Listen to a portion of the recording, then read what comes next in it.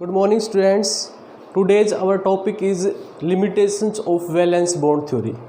Last part में हमने पढ़ा था कि वैलेंस बॉन्ड थ्योरी और क्रिस्टल फील्ड थ्योरी के बीच में हमने कंपैरिजन को पढ़ा था। आज का जो हमारा मेन टॉपिक है वो है limitations of valence bond theory and postulates of crystal field theory. Crystal field theory को इंट्रोड्यूस करेंगे हम और वैलेंस बॉन्ड थ्योरी की लिमिटेशंस बताएंगे। लिमिटेशंस में सबसे पहले जो लिमिटेशंस है, जो crystal field valence bond theory की जो सबसे मेन जो लिमिटेशन है वो हमने लास्ट टाइम भी जो वीडियो थी उसके लास्ट में हमने डिस्कस किया था। ये है कि it does not take into account the splitting of d energy levels. ये डी एनर्जी लेवल्स की स्प्लिटिंग को काउंट नहीं करता। कैसे? जैसे ये डी का है, ये 3D ऑर्बिटल्स हैं, ये 3D है, ये 4s ऑर्बिटल है, ये 4p ऑर्बिटल है और ये 4d ऑर्बिटल है। हमने बताया था valence bond theory purely covalent interaction जो होते हैं, कोवलेंट बॉन्डेड मेटल लिगेंड की बॉन्डिंग को 100% इसने कोवलेंट बताया था। और अगर हमने उसमें और क्या एक्सप्लेन किया था कि जब लिगेंड्स सेंट्रल मेटल एटम से, ये मेटल आयन से जब लिगेंड कंबाइन करता है, मेटल आयन से लिगेंड कंबाइन करता है, लिगेंड्स इसकी तरफ चलता है और इसके साथ कंबाइन करता है तो ये डीजेनरेट रहता है। इसकी सबसे बड़ी कमी यही है और आज हम इसी के ऊपर लिमिटेशंस बताएंगे इसकी। ये डीजेनरेट रहता है। अगर ये डीजेनरेट रहेगा तो इसका मतलब it does not take into account the splitting of d energy levels. ये डी एनर्जी लेवल्स की इसने स्प्लिटिंग नहीं बताई। पहली मेन जो इसकी लिमिटेशन है वो यही है। अब इसी लिमिटेशंस के ऊपर बेस करके बस इसने तो ये बताया कि भाई ये तो या तो ये इनर वाले दो ऑर्बिटल कंबाइन करेंगे, 6 लिगेंड अगर आएंगे तो D2sp3 हाइब्रिडाइजेशन होगी, या फिर बाहर वाले, अगर ये अवेलेबल नहीं है तो बाहर वाले ये कंबाइन करेंगे और इसकी हाइब्रिडाइजेशन होगी sp3d2। अब उसने ये कैसे बताया? According to valence bond theory, Pauling के अकॉर्डिंग उस कैसे प्रेडिक्ट किया उसने कि अंदर वाले डी के 2 ऑर्बिटल कंबाइन करेंगे, ये बाहर 4D के जो ऑर्बिटल हैं वो कंबाइन करेंगे। इसका जो मेन जो बेस था वैलेंस बॉन्ड थ्योरी का, वो बेस था इलेक्ट्रॉन स्पिन और magnetic moment, value of magnetic moment और इलेक्ट्रॉन स्पिन। इलेक्ट्रॉन की स्पिन उसने चेंज किए, इलेक्ट्रॉन को पेयर्ड किया या अनपेयर्ड रखा, इनको एम्प्टी किया या नहीं किया, ये टोटली किसके ऊपर बेस था? ये उसके मैग्नेटिक बिहेवियर के ऊपर बेस था। अगर कोई कॉम्प्लेक्स स्ट्रॉन्ग मैग्नेटिक फील्ड दिखाता है तो उसने अनपेयर्ड रखे, अगर उसका मैग्नेटिज्म जितने उसके अनपेयर्ड इलेक्ट्रॉन अगर उससे कम आता है तो उसने पेयर्ड कर दिया। तो इसका जो मेन बेस था जो वैलेंस बॉन्ड थ्योरी का, वो सबसे मेन बेस था कि उसका मैग्नेटिक मोमेंट की वैल्यू देख, वो मैग्नेटिक मोमेंट के अकॉर्डिंग इलेक्ट्रॉन की स्पिन को उसने चेंज कर दिया था। तो एक तो इसका मेन पहले लिमिटेशन यही है, it does not take into account the splitting of d energy levels. Second limitation क्या है इसकी?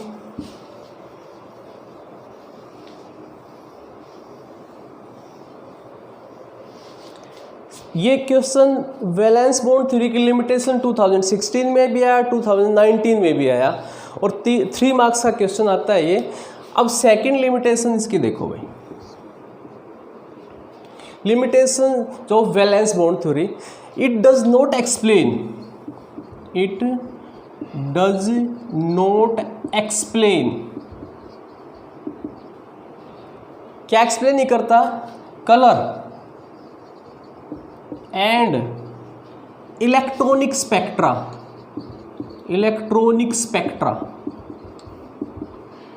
Of the complexes.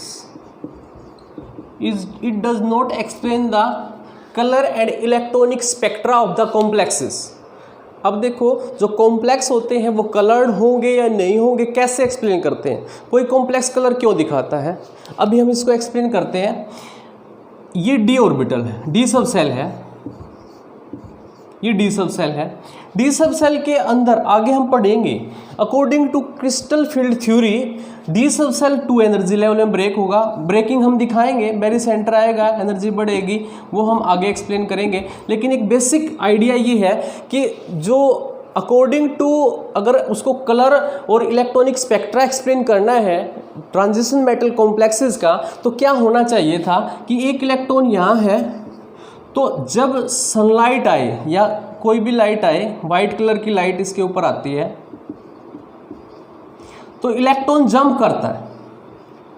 अगर एक ही एनर्जी लेवल होगा तो इलेक्ट्रॉन जंप नहीं कर पाएगा।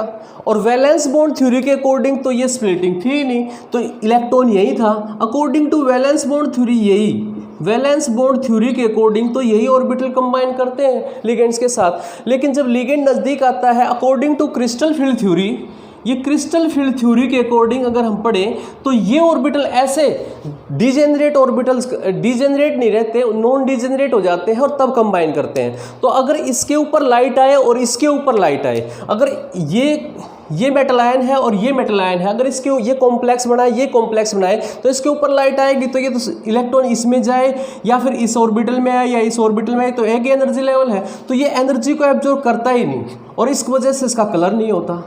ये तो वाइट था, वाइट ही रहेगा। अगर इसके ऊपर लाइट आए और लाइट की कुछ मान लो इसने किसी पर्टिकुलर वेवलेंथ को एब्जॉर्ब कर लिया और उसके बाद वो जो एब्जॉर्ब लाइट है उसका कॉम्प्लीमेंट्री कलर, बाकी कलर उससे रिफ्लेक्ट हो जाते हैं, तो वो उसके कलर होते हैं जो यूज हो जाएगा। 7 कलर में से अगर 2 कलर भी मिस हो जाते हैं, एब्जॉर्ब कर लेता है, तो 5 कलर जो वापस जाएंगे उससे आगे, तो उनकी मिक्सिंग से जो कलर होगा वो उनका कॉम्प्लीमेंट्री कलर होगा, वही इस कॉम्प्लेक्स का कलर होगा। तो ऐसे हम इन कलर को एक्सप्लेन करते हैं। 7 कलर की लाइट आएगी, कुछ कलर उसमें से 7 में से मिस हो जाएंगे क्योंकि ये एब्जॉर्ब करके एक्साइट करेगा, और एक्साइट करने के बाद जो बाकी कलर बचेंगे उनकी मिक्सिंग से जो कलर बनेगा वो उस कॉम्प्लेक्स का कलर होगा। तो अगर हम according to valence bond theory तो वो तो डिजेनरेट था, अगर उसके ऊपर लाइट आएगी तो वो लाइट सारे ही डिजेनरेट ऑर्बिटल है, तो इस कारण से ये कलर नहीं दिखाएगा और कॉम्प्लेक्सेस का जो कलर है वो एक्सप्लेन नहीं कर पाएगी according to valence bond theory. It does not explain the colour and electronic spectra. Electronic spectra से मीनिंग हमारा ये है कि कौन सी वेवलेंथ को एब्जॉर्ब करता है, तो उस वेवलेंथ की एक रेंज है, उस वेवलेंथ के अकॉर्डिंग हम उसका इलेक्ट्रॉनिक स्पेक्ट्रा शो करते हैं। तो according to valence bond theory ये तो उसमें के अंदर होगा ही नहीं, नॉन डिजेनरेसी तो उसके अंदर आएगी नहीं, वो तो डिजेनरेट रहेगा, तो इसलिए it does not explain the colour and electronic spectra of the complexes. पहला जो मेन पोस्टुलेट था इसका, it does not tells about the splitting of the crystal fields. According to first postulate, जो एनर्जी लेवल थे d sub shell के, उसने different energy levels को explain नहीं किया। मेन तो लिमिटेशंस की यही थी। उसी लिमिटेशंस से हम ये बताते हैं कि वो अगर वो डिजेनरेट रहेगा तो वो कलर को एक्सप्लेन नहीं कर पाएगा और इलेक्ट्रॉनिक स्पेक्ट्रा को भी एक्सप्लेन नहीं कर पाता। थर्ड जो इसकी लिमिटेशन है, तो कलर का हमने रीज़न भी बताया है, कलर कैसे होता है कॉम्प्लेक्सेस का, आगे क्रिस्टल फील्ड थ्योरी इसको एक्सप्लेन करेगी। जो थर्ड लिमिटेशन है, इट डज नॉट एक्सप्लेन, और क्या एक्सप्लेन नहीं करेगा, Y some ligands behaves like strong field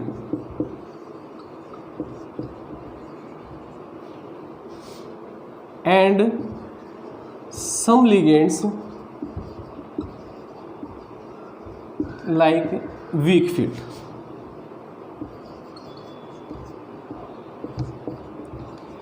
third जो लिमिटेशन है, पहली लिमिटेशन हमने क्या बताई कि वो डी सब सेल को एनर्जी लेवल में ब्रेक नहीं बताता, वो डिजेनरेट रहते हैं according to valence bond theory. अगर सेकंड उसकी लिमिटेशन देखें तो उसमें क्या बताया कि अगर वो डिजेनरेट रहेंगे तो फिर कॉम्प्लेक्स का कलर और इलेक्ट्रॉनिक स्पेक्ट्रा हम कैसे एक्सप्लेन करेंगे, हमने ये बताया। अब थर्ड एप्लीकेशन क्या है, थर्ड लिमिटेशंस क्या है इसके, it does not explain why some ligands behaves like strong field and some ligands behaves like weak field. अभी हमने बताया according to valence bond theory, अगर वैलेंस बॉन्ड थ्योरी के अकॉर्डिंग तो ये डी सब सेल ऐसे ही रहेगा, according to crystal field theory ये ऐसे हो जाएगा, according to crystal field theory ऐसे हो जाएगा। अब देखो, अगर मैं वैलेंस बॉन्ड थ्योरी के अकॉर्डिंग एक्सप्लेन करूं और ये क्रिस्टल फील्ड थ्योरी के अकॉर्डिंग एक्सप्लेन करूं, तो इसमें तो जो बीच का एनर्जी गैप है इसको हम क्या कहते हैं, CFSC। CFSE, crystal field stabilisation energy. अब इसमें तो ये बनी ही नहीं क्योंकि ये तो डिजेनरेट है, और इसके अंदर CFSE आएगी। अब किसी लिगेंड के कारण से ये CFSE ज़्यादा आएगी, ये गैप ज़्यादा होगा, और किसी लिगेंड के कारण से ये CFSE कम होगी। तो जिसके कारण से ज़्यादा आएगी वो स्ट्रॉन्ग फील्ड लिगेंड्स होंगे, और जिसके कारण से ये कम रहेगी वो वीक फील्ड लिगेंड्स होंगे। अब according to valence bond theory तो ये तो कॉन्सेप्ट ही नहीं है, वो तो कहता है डिजेनरेट है। तो इसीलिए ये it does not explain why some ligands behaves like strong field ligands and weak field ligands. तो थर्ड लिमिटेशन इसकी ये है। First limitation, d sub shell की डिजेनरेट रहते हैं और वो एनर्जी लेवल में ब्रेक नहीं होते। सेकंड लिमिटेशन, वो उसके कारण से कलर और जो इलेक्ट्रॉनिक स्पेक्ट्रा है वो एक्सप्लेन नहीं कर पाते। थर्ड लिमिटेशन, कुछ ligands behaves like strong field ligands, some ligands behaves like weak field ligands, तो ये एक्सप्लेन नहीं कर पाते वैलेंस बॉन्ड थ्योरी। अब फोर्थ जो लिमिटेशन है इसकी, अब फोर्थ लिमिटेशन देखते हैं हम इसकी।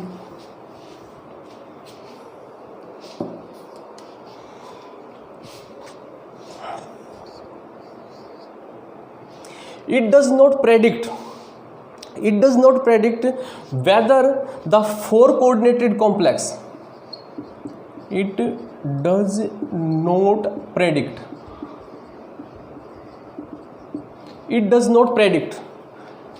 whether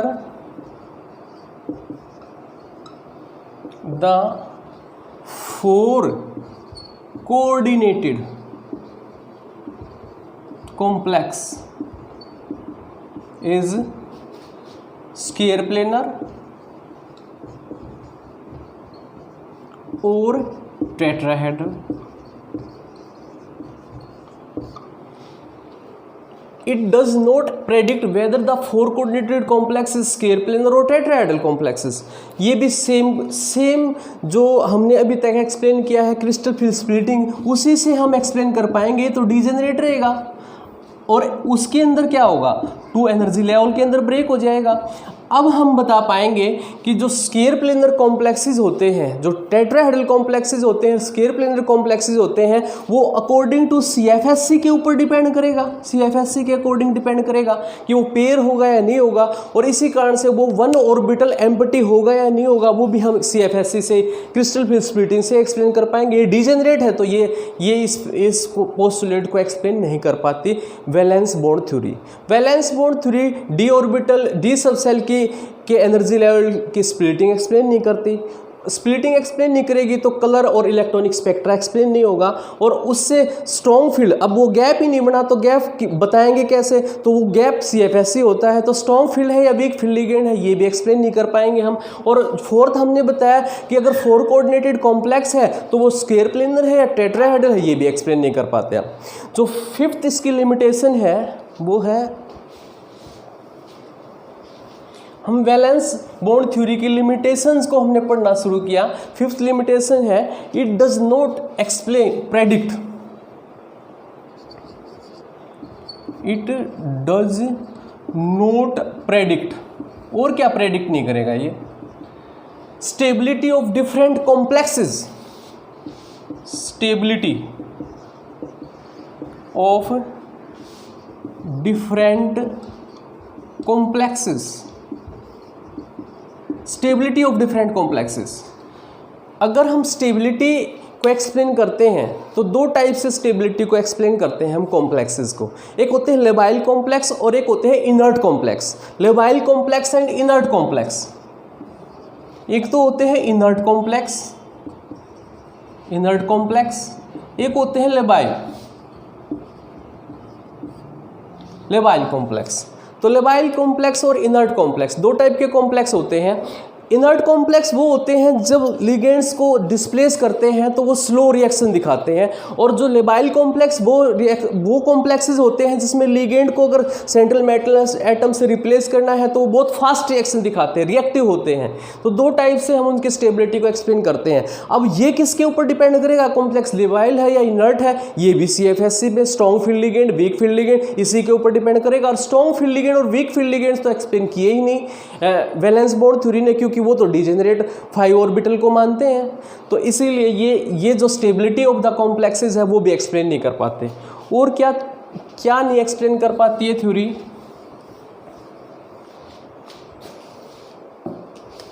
सिक्स्थ है इट डज नॉट एक्सप्लेन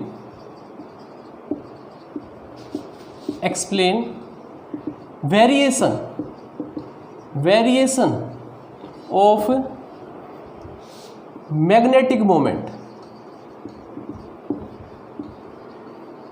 या मैग्नेटिक बिहेवियर विद टेम्परेचर के साथ मैग्नेटिक मोमेंट में कैसे चेंज आता है ये भी एक्सप्लेन नहीं कर पाते। इसका भी सेम वही रीजन है, जब दो एनर्जी लेवल बनेंगे तो इलेक्ट्रॉन पेयर अप होंगे, इलेक्ट्रॉन ऊपर जाएंगे, उनकी स्पिन में चेंज होगा तो मैग्नेटिक मोमेंट चेंज होगा। इस कारण से लो स्पिन है या हाई स्पिन है उसके कारण से मैग्नेटिक मोमेंट चेंज होगा। अगर CFSC ज़्यादा है तो लो स्पिन कॉम्प्लेक्स बनेंगे, CFSC कम है तो हाई स्पिन कॉम्प्लेक्स बनेंगे। अगर लो स्पिन कॉम्प्लेक्स बनेंगे तो वो पेयर अप हो जाएंगे, मैग्नेटिक मोमेंट कम हो जाएगा। तो इस टाइप से ये चीज़ भी एक्सप्लेन नहीं कर पाता। अब देखो अगर मान लो ये 5 एक जैसे हैं तो इसमें तो पेयरिंग की बात ही नहीं है। अगर ये दो एनर्जी लेवल्स में होते तो क्या होता कि ये CFSC अगर ज़्यादा होती तो फोर्थ इलेक्ट्रॉन कहाँ जाता? अगर ये ज़्यादा है तो यहीं आ जाएगा, मैग्नेटिक मोमेंट कम हो जाएगा। और टेम्परेचर के साथ भी मैग्नेटिक मोमेंट के अंदर चेंज आता है। तो ये बिहेवियर भी हम CFSC से क्रिस्टल फील्ड स्प्लिटिंग से ही एक्सप्लेन कर पाते हैं। और लास्ट में हम ये बताएंगे कि जो वैलेंस बॉन्ड थ्योरी थी, वैलेंस बॉन्ड थ्योरी को हमने बताया, वैलेंस बॉन्ड थ्योरी तो प्योरली कोवलेंट बिहेवियर के ऊपर डिपेंड करती थी और वो सिर्फ मैग्नेटिक मोमेंट की प्रॉपर्टी से हम इलेक्ट्रॉन की स्पिन को एक्सप्लेन कर पाते थे। वो इनर ऑर्बिटल है या आउटर ऑर्बिटल है, उसके मैग्नेटिक मोमेंट को हम देखते थे, उस मैग्नेटिक मोमेंट के अकॉर्डिंग ही हम इलेक्ट्रॉन को पेयर करते थे या नहीं पेयर करते थे। तो जो अगर हम बताएं तो वैलेंस बॉन्ड थ्योरी प्योरली क्या एक्सप्लेन करती है? सिर्फ क्वालिटेटिव एनालिसिस देती है, क्वालिटेटिव स्टडी है, gives qualitative study of the complexes. ये सिर्फ कॉम्प्लेक्सेस का क्वालिटेटिव स्टडी है, क्वांटिटेटिव नहीं है। क्वांटिटेटिव तो CFSC से एक्सप्लेन कर पाएंगे, एनर्जी भी उसी से निकाल पाएंगे। तो इस टाइप का जो बिहेवियर हम एक्सप्लेन कर पाते हैं तो वो हम किससे एक्सप्लेन करेंगे? क्रिस्टल फील्ड थ्योरी से एक्सप्लेन करेंगे। तो ये हमने लिमिटेशंस पढ़ी। पहली लिमिटेशन हमने क्या बताई? वो 5 ऑर्बिटल्स। एक बार मैं एक बार रिपीट कर देता हूँ जल्दी में। फर्स्ट लिमिटेशन हमने बताई, पांचों ही डिजेनरेट कहता है, ये इनकी स्प्लिटिंग को एक्सप्लेन नहीं कर पाता, ये एक्सप्लेन नहीं किया उसने, इसको एक्सप्लेन नहीं किया। दूसरा बिहेवियर क्या बताया? अगर ये एक्सप्लेन नहीं करेगा तो डी की एनर्जी लेवल्स को एक्सप्लेन नहीं किया, दूसरा उसने कॉम्प्लेक्स का कलर और इलेक्ट्रॉनिक स्पेक्ट्रा एक्सप्लेन नहीं किया, थर्ड क्या एक्सप्लेन नहीं किया इसने?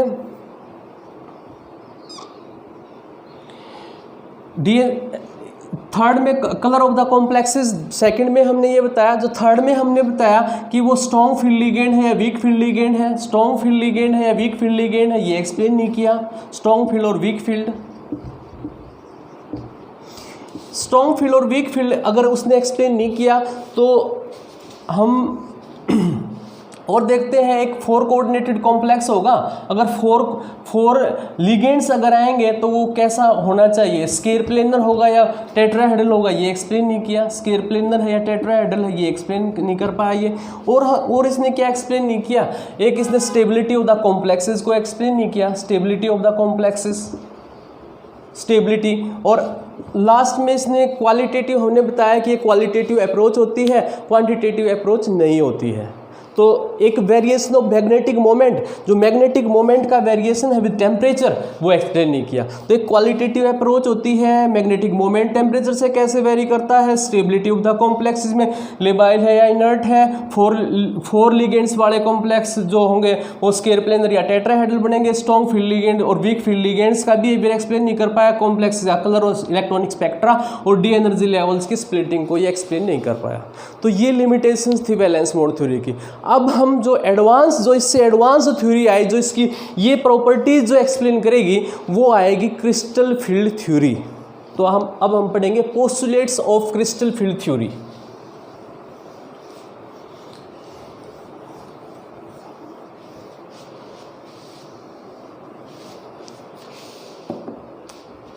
अब हम पढ़ेंगे क्रिस्टल फील्ड थ्योरी।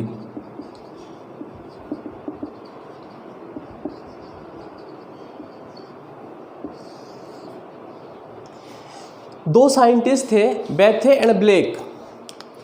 दो साइंटिस्ट थे, बेथे एंड ब्लेक। इन्होंने बिल्कुल डिफरेंट अप्रोच बताई, वैलेंस बॉन्ड थ्योरी से बिल्कुल डिफरेंट अप्रोच दी। ये साइंटिस्ट कहते हैं कि जो कॉम्प्लेक्स बनते हैं, मेटल और लिगेंड की जो बॉन्डिंग होती है वो बिल्कुल सॉलिड के अंदर जो लेटिस होते हैं, कैटायन और एनायन होते हैं और उनके बीच में इलेक्ट्रोस्टैटिक इंट्रैक्शंस होती है, बिल्कुल उस टाइप की अप्रोच होती है। जो सॉलिड के अंदर जो क्रिस्टल बनता है, मेटल आयंस की इंट्रैक्शन से जो क्रिस्टल बनता है, उसी नाम से क्रिस्टल फील्ड थ्योरी है ये। जो सॉलिड के अंदर जो लेटिस एनर्जी होती है कैटायन और एनायन के बीच में, इसी टाइप की अप्रोच बताई बेथे और ब्लेक ने। ये क्या कहते हैं? ये कहते हैं कि मेटल आयन भी एक चार्ज है और लिगेंड भी एक चार्ज है, और एक कैटायन है और एक एनायन है। अगर वो न्यूट्रल है तो, अगर वो कैटायन और एनायन है तो आयन आयन इंट्रैक्शंस है, प्योरली 100% आयनिक है। मेटल आयन और लिगेंड्स की जो बॉन्डिंग है वो 100% आयनिक है। और उसने क्या बताया? वो कहता है कि जैसे सॉलिड के अंदर कैटायन और एनायन होते हैं, ऐसे ही सेंट्रल मेटल आयन तो कैटायन की तरह बिहेव करता है, और लिगेंड अगर नेगेटिव चार्ज है तो आयन आयन इंट्रैक्शंस है, अगर लिगेंड न्यूट्रल है तो आयन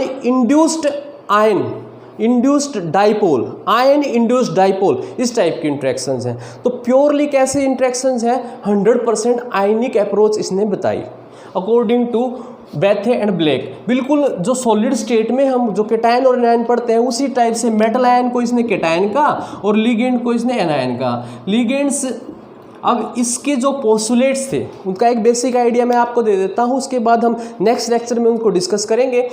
इसने बताया कि एक सेंट्रल मेटल एटम होता है। पहला पोस्टुलेट ये बताएगा एक सेंट्रल मेटल एटम और आयन होता है, और उसके चारों तरफ इज सराउंडेड बाई, इसके चारों तरफ जो अगर सराउंड करेंगे वो होते हैं लिगेंड्स। एक सेंट्रल मेटल आयन होता है, उसको सराउंड करते हैं लिगेंड्स। सेकंड पोस्टुलेट ये बताएगा जब सेंट्रल मेटल आयन जो लिगेंड्स होते हैं वो कैसे हो सकते हैं? वो एनायनिक नेगेटिवली चार्ज भी हो सकते हैं, एनायनिक भी हो सकते हैं, और वो न्यूट्रल भी हो सकते हैं। जो लिगेंड्स हो सकते हैं वो नेगेटिवली चार्ज भी हो सकते हैं और वो न्यूट्रल भी हो सकते हैं। देखो, according to Bethe and Vleck crystal field theory किस अजम्पशन पे बेस है? जैसे सॉलिड के अंदर कैटायन और एनायन होते हैं, इलेक्ट्रोस्टैटिक इंट्रैक्शंस होते हैं, सेम उसी टाइप का बिहेवियर इसने बताया। ये कहते हैं कि सेंट्रल मेटल आयन होता है, पहला पोस्टुलेट ये देगा, एक सेंट्रल मेटल आयन होता है, वो सराउंडेड बाई लिगेंड्स। लिगेंड्स कैसा हो सकता है? नेगेटिव चार्ज भी हो सकता है, न्यूट्रल भी हो सकता है। और जो लिगेंड्स होता है, थर्ड पोस्टुलेट ये बताएगा, अभी हम नेक्स्ट लेक्चर में इसको डिस्कस करेंगे। थर्ड पोस्टुलेट में ये बताएगा जो लिगेंड है वो उसका जो इलेक्ट्रिक फील्ड होता है, जो लिगेंड्स होते हैं उसका जो इलेक्ट्रिक फील्ड होता है, जो लिगेंड्स है उसका जो इलेक्ट्रिक फील्ड होता है, वो इन्फ्लुएंस करता है energy of the D subshell of the central metal ion. जो सेंट्रल मेटल आयन होते हैं, जो सेंट्रल मेटल एटम या आयन होता है, उसके जो ऑर्बिटल होते हैं, उसका जो लिगेंड्स का इलेक्ट्रिक फील्ड होता है, वो इसकी एनर्जी को इन्फ्लुएंस करता है, और इस कारण से ये डिजेनरेट नहीं रहते। जो डी के जो सबसेल होता है, जो उसके ऑर्बिटल्स होते हैं, वो डिजेनरेट नहीं रह पाते क्योंकि वो इसको इन्फ्लुएंस करता है, और वो 2 डिफरेंट एनर्जी लेवल में ब्रेक हो जाते हैं, या 2 से ज़्यादा, जैसे स्क्वायर प्लेनर में और जैसे हम पढ़ेंगे तो उसके डिफरेंट एनर्जी लेवल में ब्रेक हो जाते हैं लिगेंड्स के कारण से। अब जब लिगेंड्स इसको अप्रोच करता है, when only central metal ion free होता है तो उसके पांचों एक जैसे रहते हैं, लिगेंड उसको अप्रोच करता है तो वो डिफरेंट एनर्जी लेवल में टूट जाते हैं। इसी को क्रिस्टल फील्ड स्प्लिटिंग कहते हैं। और उसी पोस्टुलेट के कारण से हम colour of the complexes, magnetic properties, magnetic behaviour, electronic spectra, ये सारी जो उसकी लिमिटेशंस थी वैलेंस में, वही एक्सप्लेन कर पाते हैं। तो ऐसे 5 पोस्टुलेट हम इसके पढ़ेंगे और ये नेक्स्ट लेक्चर में पढ़ेंगे। तो थोड़ा सा बेसिक आइडिया इसका मैंने आपको बता दिया है, और नेक्स्ट लेक्चर में हम इसको कंटिन्यू करेंगे। Thank you.